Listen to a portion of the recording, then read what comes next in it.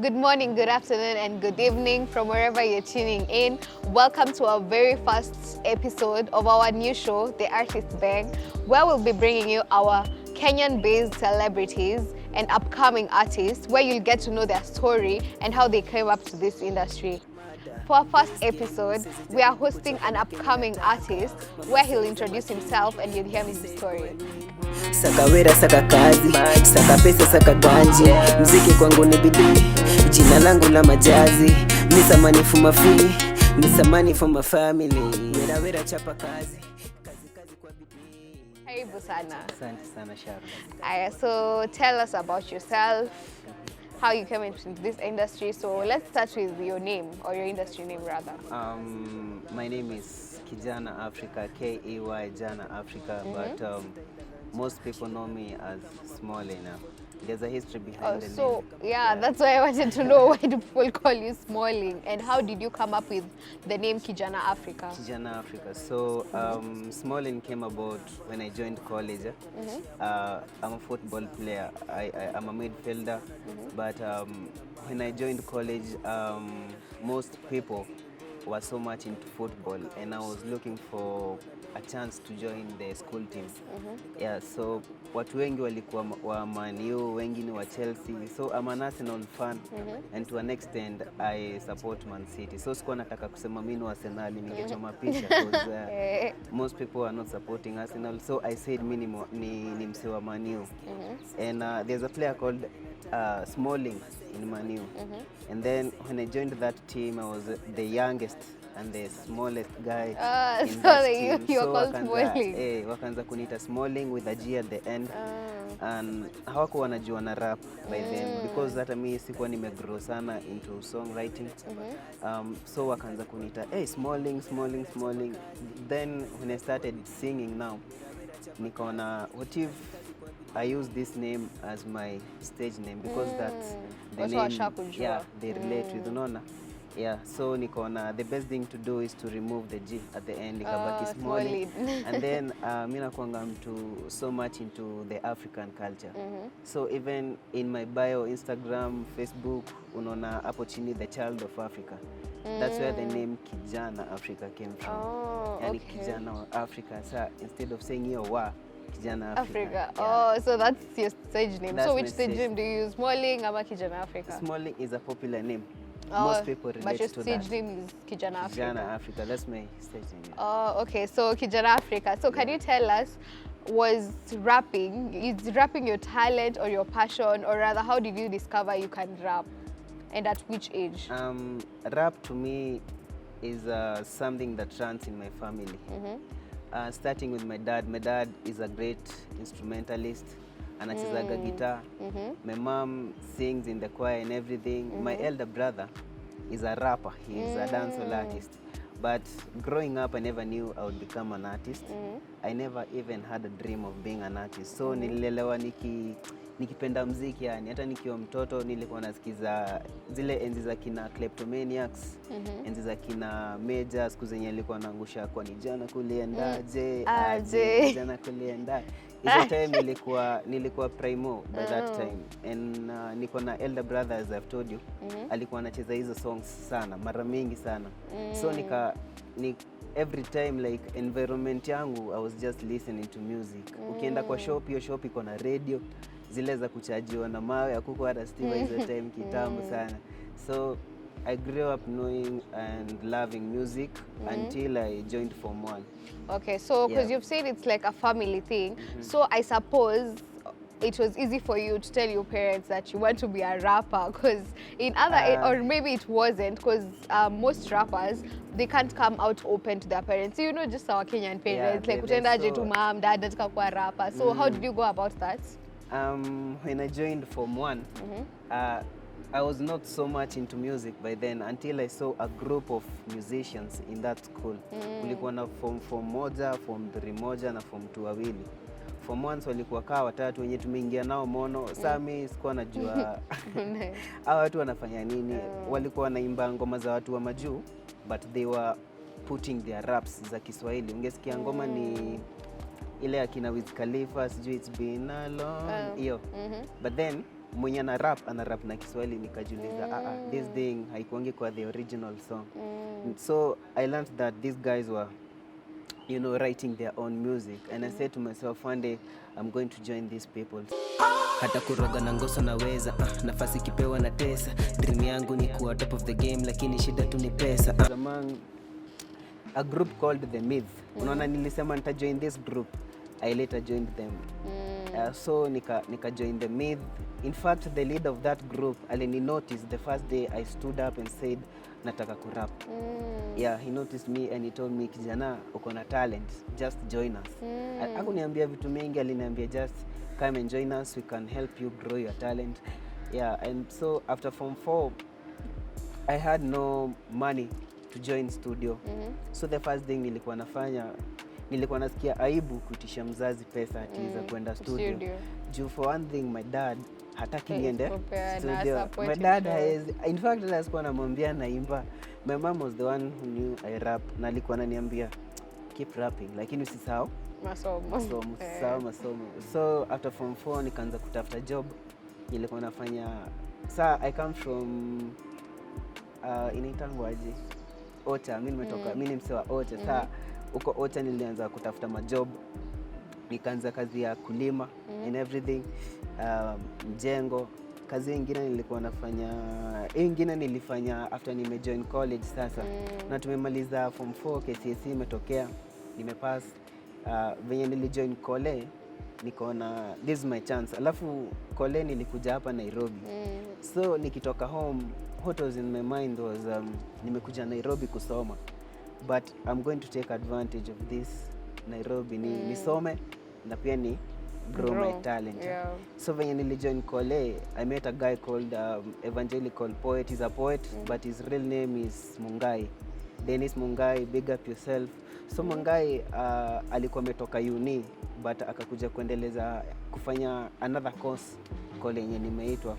So Mungai used to buy many earphones mingi alikuwa anazinunua, anazipack, ananipatia zingine nimuuzie, ananipatia commission. So nilikuwa na save your commission, I save inafika like 2000. Nikatafuta studio Nairobi nikakosa. Alafu unaona sijajuana na watu wengi kole bado. Hata in the music industry. Yeah, so I met another guy, a classmate called Elton. He's an artist. Akaniambia, ni aje na nimeona ukirap. There's a song nimerekodi hapa shule. Nikashanga, shule aje? Akaniambia there's a producer called Benny, anarekodianga kwa hostel, akona equipments za kurecord music. Nikamwambia, wow, that's nice. Hebu nitumie hii song yako umerekodia kwa Benny, nisikie venye iko. So he sent me the song, nikaenda nikisikiza, and it was so dope. So nikamwambia Elton, fanya hivi, take me to this Benny. Lazima ni record song, especially juu iko hapa shule, tunaweza record mpaka usiku. It has no problem. I'm willing to do anything. So Elton akanipea namba ya Benny, na hiyo jioni after supper akanipeleka kwa Benny, kwa room ya Benny. So tukaongea na Benny. His name is Benny Beats. He's the best I know, man. Amekuwa akinishikilia. So the first song he recorded for me is a song called Wera. Yeah. That time I was so tensed. It was my first time kuona microphone kwa studio. Equipment. Alafu unaona si studio ni hostel. So of course kutakuwa na echo. So Benny was creative in a way that alikuwa anaweka mablanketi kwa wall. Sauti inaacha kupotea. Alafu ka microphone anaweka mahali kwa kona, hapo mbele ya mic anaweka ka blanketi.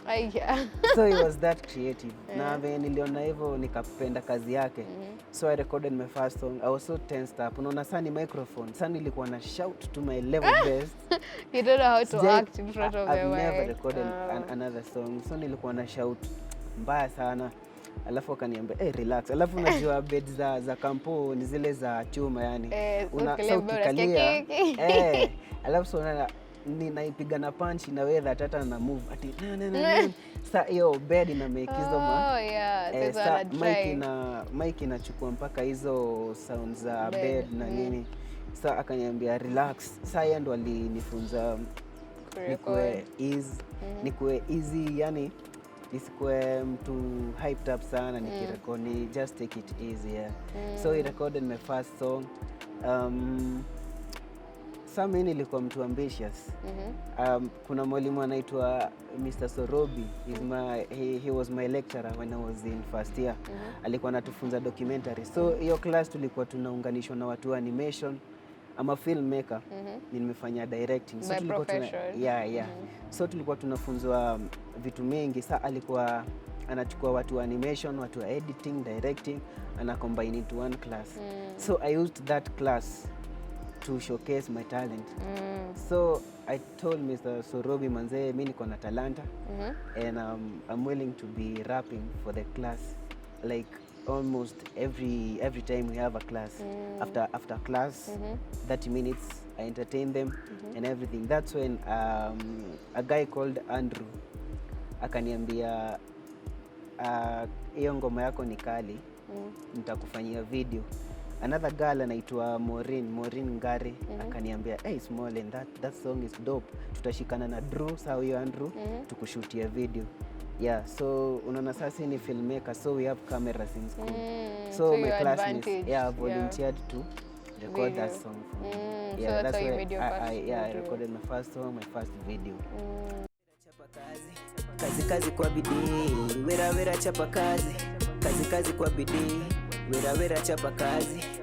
Kazi kwa bidii. Kama ni pesa nadai, kama ni ganji, kama ni mula nataka, kama ni wera nadai, kama ni kazi, kama ni ndula napata, kama ni ngoma walai, kama ni beat, kama ni mziki na mada. In this game, sisi jaribu kuchoka na Kenya nataka. When I posted it, I received so many positive comments. They encouraged me to even write more music. Okay, so how did you first, like after you produced your song, how long did it take for you to start at least earning something or seeing like the positive feedback, at least inakupea motisha hata kama si kubwa, at least kadogo tu kwa kuendelesha kwa industry? Unaona, nimerecord my first song Wera. After recording that song, ilinipea a platform ya kujulikana na watu wengi. Sasa unaona, nilikuwa nauza earphones kampo. Sasa mtu akijua ni kale kamsanii kafastia kafresha. Kaile Kenya kameimba ngoma ya Wera chapa kazi. Hata kabla nimpeleke earphones anaitisha. Nililetea earphones za 200 hapa hostel, room fulani, DF nini, nampelekea. Ungepata nampelekea earphones ya 200 na nipatia 500. Ananiambia hiyo ingine, I'm supporting your music. So the love watu wa Kenya Maso amenipea, manze, thank you so much. Nimefanya ni grow sana. That's when I started growing. That's the money. I saved that money even to record my second and third song, fourth, fifth, even. Okay, so if I may ask, which other big plans do you have in this industry? Are you planning to like move bigger? Of course you're planning to move bigger. Which artist will you want to do a collabo with? I look up to a Kenyan artist. Since I was a kid, I've always looked up to him. His name is Nyashinski. Ooh, Nyashinski, big up. Shinski, kaona na hii kitu jo, we ni mentor. She knows binadamu anymore. We ni brand sasa, life yako ni shows. Napenda Shinski sana. That guy motivates me. Na sipendi ati because he's an artist, na juu people love him. I love his creativity behind the pen. His wordplay, ni mtu ana reason kabla andike. So I've always looked up to him. Unaona, nikiwa mtoni nilikuwa nasikiza ngoma za Kleptomaniacs. He was the guy behind the choruses. Sasa mimi nilikuwa najua hizo chorus zote, but sikuwa najua ni Nyashinski. Nilikuwa namjua tuka ule mse wa makoras. Juma bro alikuwa anapenda Nyash pia, kina Meja, kina Octo time alikuwa anaangusha ngoma kama Ivo hizo za kitambo. So I came to know Nyashinski after he released Now You Know. Ndo nikamsearch, nikajua ule ni kijana alikuwa anachapa makoras kwa Kleptomaniacs. Then I started following Nyashinski Instagram, kila place niko na this guy, I want to be Nyashinski. I don't want to be like him, I want to be Nyashinski. You just want to be him. I just want to be Nyashinski. Mimi napenda Nyash sana. Apart from Nyashinski, napenda Calligraph Jones. And I also look up to artists wa majuu. Naweza sema Nasty C and Kendrick Lamar. Yeah. Okay, so apart from, let's say, Nyash and Calligraph, what other thing motivates you in this life apart from the musicians? What motivates you to be in this industry? Not perhaps, music industry. What motivates me to do what I do is my family, my mom and dad, my two brothers and my cousins, Kina Deno and Erico. Yani, the lifestyle I live is what motivates me because nimetoka mbali. True.